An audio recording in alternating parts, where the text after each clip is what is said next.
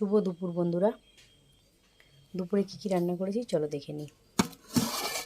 এই যে ভাত, এখনও ভাপ উঠছে, আর তার সাথে আজকে কিছু ভাজা করিনি। আজকে এই যে বানিয়েছি মাম্মামের ড্যাডির পছন্দের করলা, আলু, বেগুন দিয়ে মাছের মাথা দিয়ে একটা সবজি। আর এই যে এদিকে বানিয়েছি পাতলা করে মসুর ডাল। আর এই যে আমার একটা পছন্দের খাবার আমাদি মাছের তেল ঝাল। কার কার পছন্দ অবশ্যই কমেন্ট করে জানাবেন। আর তার সাথে কালকের একটু এই যে ডালের বড়া টক রয়েছে, আর একটু ধনেপাতার চাটনি রয়েছে।